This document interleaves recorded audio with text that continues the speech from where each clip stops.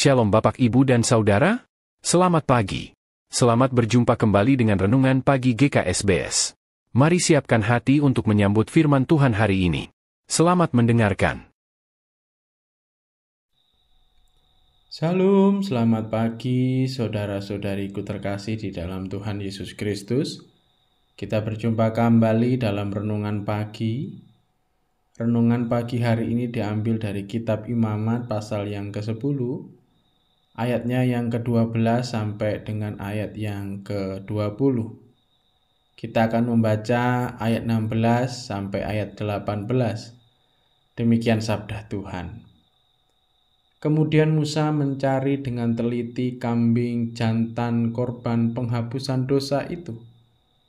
Tetapi ternyata kambing itu sudah habis dibakar. Sebab itu dimarahinyalah Eleazar dan Itamar, anak-anak Harun yang tinggal itu, katanya, "Mengapa tidak kamu makan korban penghapusan dosa itu di tempat yang kudus? Bukankah itu sesuatu bagian maha kudus, dan Tuhan memberikannya kepadamu, supaya kamu mengangkut kesalahan umat itu dan mengadakan perdamaian bagi mereka di hadapan Tuhan? Lihat, darahnya itu tidak dibawa masuk ke dalam tempat kudus. Bukankah seharusnya kamu memakannya di tempat kudus seperti yang telah kuperintahkan?" Amin. Berbahagialah setiap kita yang membaca, merenungkan, dan dimampukan untuk melakukan sabda Tuhan di dalam kehidupan tiap-tiap hari. Tema renungan pada pagi hari ini, jangan pernah lalai. Saudara-saudariku terkasih di dalam Tuhan Yesus Kristus, teks firman Tuhan dari kitab Imamat 10, pasal yang ke-12 sampai ayat yang 20, membahas tentang hak dan fungsi dari imam dalam ritual persembahan kurban. Imam yang dipilih oleh Allah memiliki hak untuk memakan kurban sajian. Di antaranya roti tidak beragi yang diletakkan di samping mezbah, daging paha, dan daging dada kurban keselamatan. Keluarga imam pun diberikan hak untuk memakan daging paha dan daging dada dari kurban yang telah dipersembahkan kepada Tuhan. Demikian juga ditekankan bahwa dalam memakan daging persembahan kurban yang darahnya tidak dibawa masuk pada tempat kudus, imam harus memakannya karena kurban tersebut telah menerima segala kesalahan yang diperbuat oleh imam dan rakyat yang mempersembahkannya.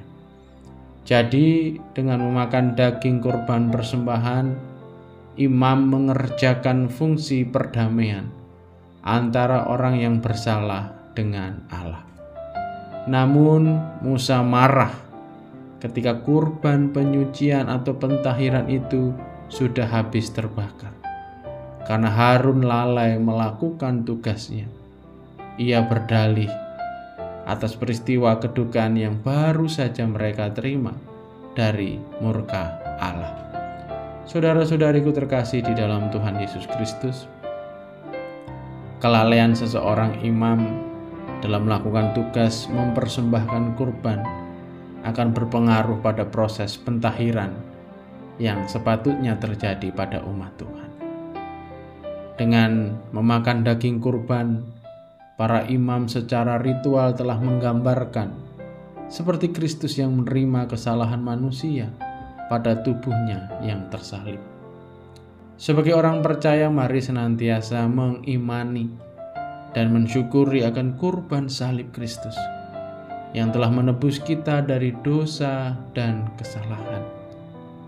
Saudara-saudariku kekasih Tuhan, melalui firman Tuhan yang kita renungkan bersama pada pagi hari ini, sebagai umat Tuhan, marilah kita melakukan ibadah, melakukannya sesuai dengan perintah Tuhan, tidak menambahkan atau menguranginya.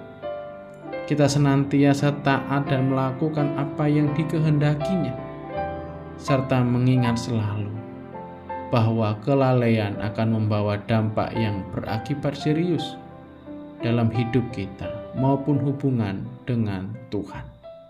Maka lakukanlah perintah Tuhan dan jangan pernah lalai. Tuhan memberkati kita. Mari kita berdoa. Tuhan yang Maha Kasih, yang senantiasa menyatakan kasih-Nya kepada setiap umat-Nya, kami mengucap syukur atas firman yang boleh kami renungkan bersama pada pagi hari ini.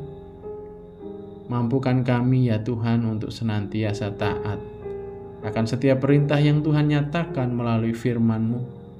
Tuhan kiranya juga menolong kami dalam menjalani kehidupan di sepanjang hari ini, baik dalam aktivitas maupun melakukan usaha dan pekerjaan kami. Kiranya Tuhan memberkati kami. Ampuni salah dan dosa kami ya Tuhan. Di dalam nama Tuhan Yesus Kristus, kami berdoa dan berserah penuh hanya kepada Engkau. Amin.